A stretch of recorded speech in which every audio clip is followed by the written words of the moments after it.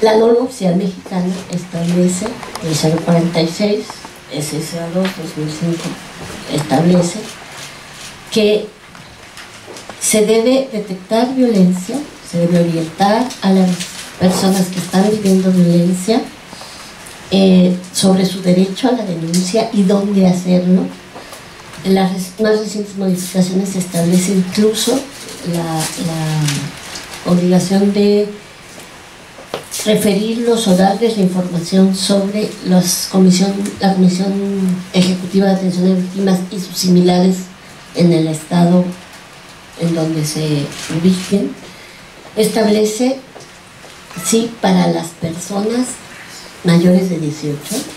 el aviso al Ministerio Público. El aviso no tiene carácter de denuncia. ¿Por qué? Porque depende del delito del que se trate y cómo funciona, si es a solicitud de parte, si se procede por parte de la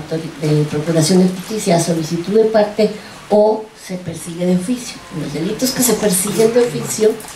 sí constituye denuncia, pero en los que no, es la mujer, es la persona ofendida, es la persona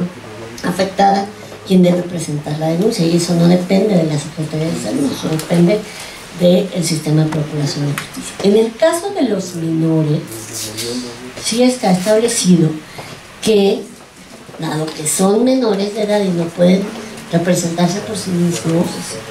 bueno, con las variantes de la Ley General de Víctimas, ¿sí? Sí, lo que se establece es que hay que dar parte inmediata a la Procuraduría ahora de la defensa de los derechos de los niños, niñas y adolescentes, de la protección del menor y la familia. Y se busca que se retenga a la persona, al menor, con cualquier pretexto vinculado a la atención a su salud, hasta que llegue la persona de la institución correspondiente y pueda tomarse parte. También la norma 047 de la salud del grupo etario de 10 a 19 incluye en la parte de salud sexual y reproductiva que todo embarazo en menor de 15 años debe investigarse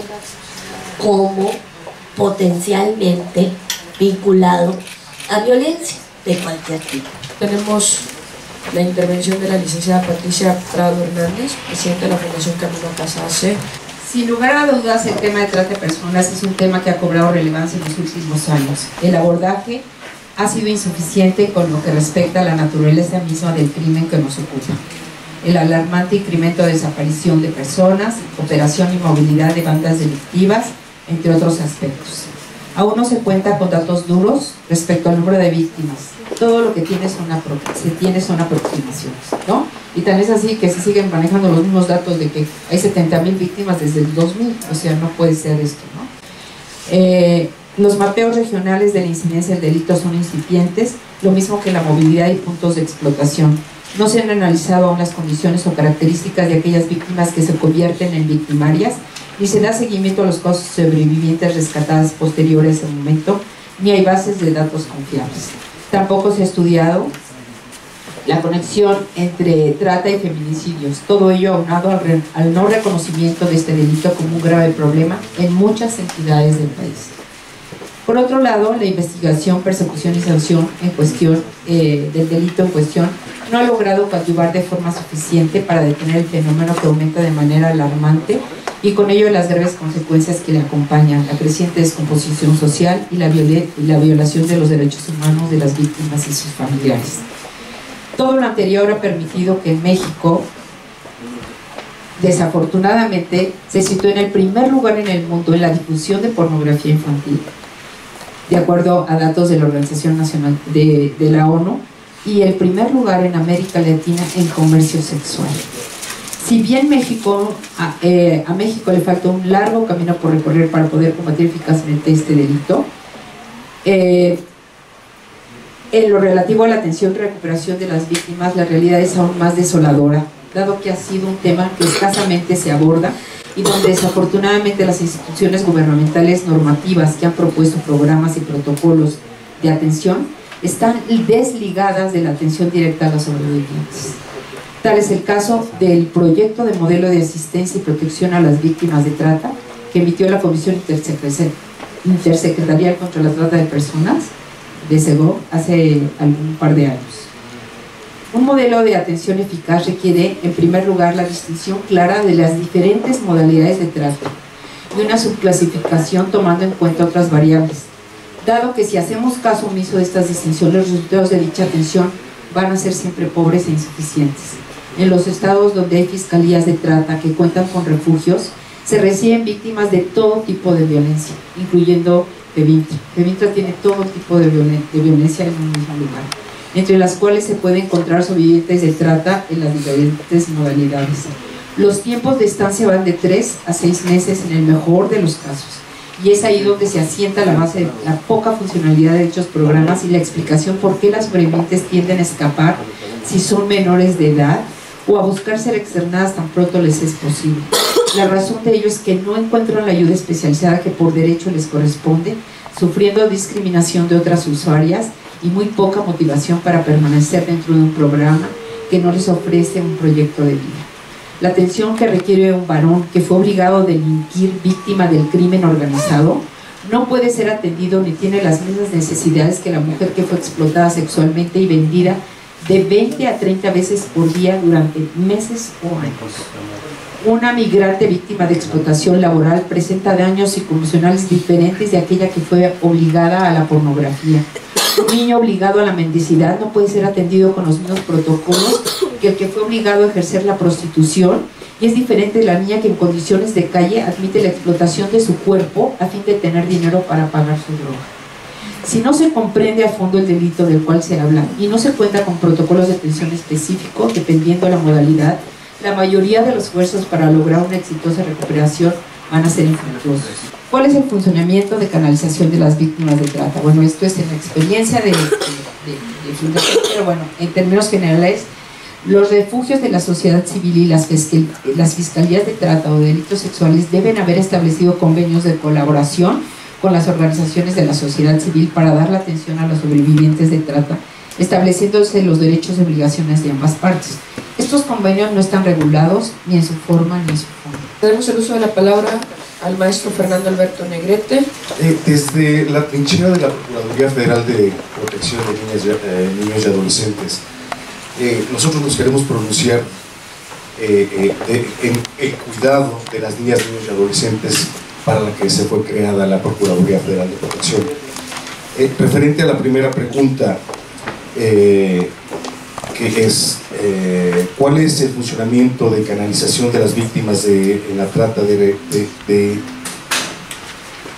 en la trata a los refugios? Y bien, nosotros consideramos que de acuerdo al artículo 21 constitucional, pues todo derivado a que es un delito le corresponde al Ministerio Público la determinación de la calidad de víctima de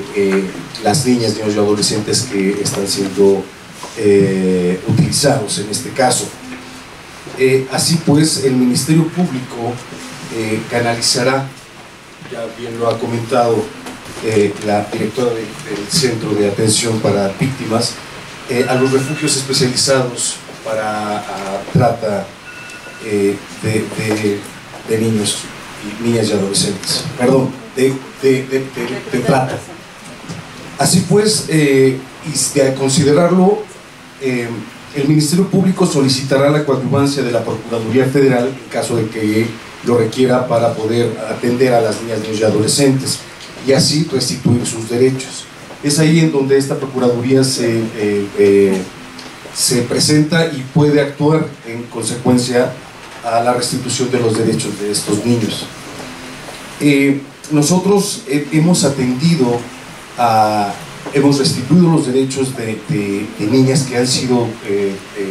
víctimas de trata. Les he dado la palabra a la maestra Edith Hernández Segura. Bueno, voy a recoger un poco los comentarios que aquí se han vertido en esta mesa tan interesante, empezando también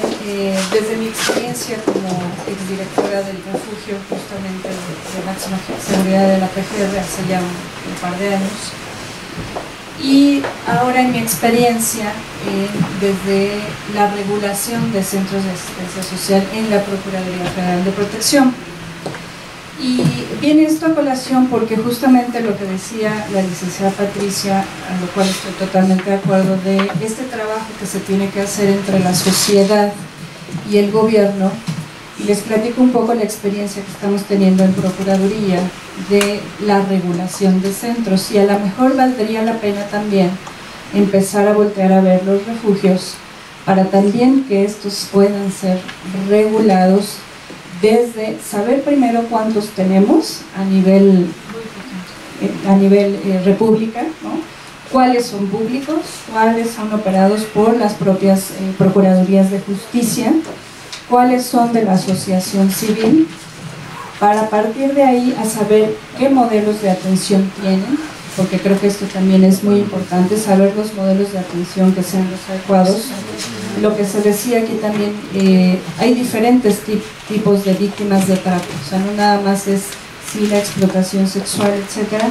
sino hay muchas vertientes en el modelo, en el tipo de víctimas de trato. Entonces, los modelos tienen que ser muy especializados, muy focalizados al tipo o a los perfiles de las víctimas, y en el caso de nosotros, pues atender justamente a lo que nos corresponde desde la Procuraduría, que es la atención de niñas, niños y adolescentes, que sabemos que en el tema de trata, por supuesto, pues la mayoría de las víctimas son mujeres adolescentes. Entonces, valdría la pena a lo mejor también voltear a ver que en el tema de regularizar los refugios, a lo mejor tener desde un registro nacional de refugios, desde tener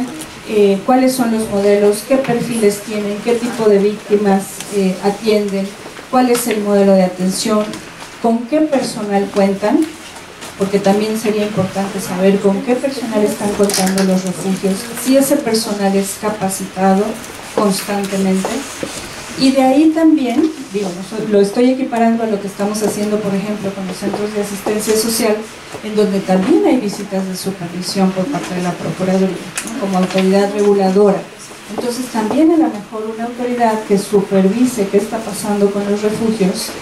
y que además también certifique, ¿no? En este tema justo de la certificación, en donde se tienen que establecer estándares específicos de atención, y también un poco de lo que se ha dicho en esta mesa, lo que decía la licenciada Patricia, trabajar hacia un plan de vida de las víctimas. O sea, las víctimas de los refugios tienen que estar encaminadas a desvictimizarse, ¿no? A que aprendan a dejar de ser víctimas, y eso también es muy importante en los modelos de atención. Soy el director del área de quejas del programa contra la trata de personas de la Quinta Visitaduría de la Comisión Nacional de los Derechos Humanos, y créanme que personalmente me da mucho gusto estar con ustedes, con la presidenta de la comisión, porque es un reflejo de cómo cada vez más vamos asumiendo esa responsabilidad que nos corresponde históricamente en el momento en que estamos en un determinado digamos espacio público, ya sea como representantes populares, como servidores públicos o como integrantes de la sociedad civil. Pero en esa tarea de poder reunir esfuerzos para la prevención, el combate, el castigo a los delincuentes de los delitos de la trata de personas,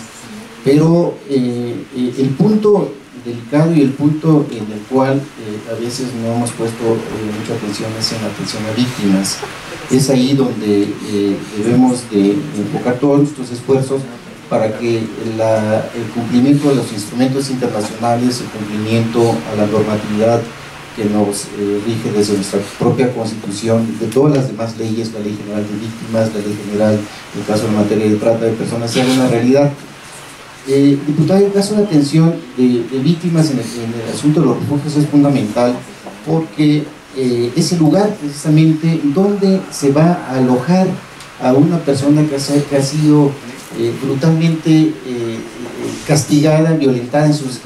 en todos sus derechos humanos. Es una persona que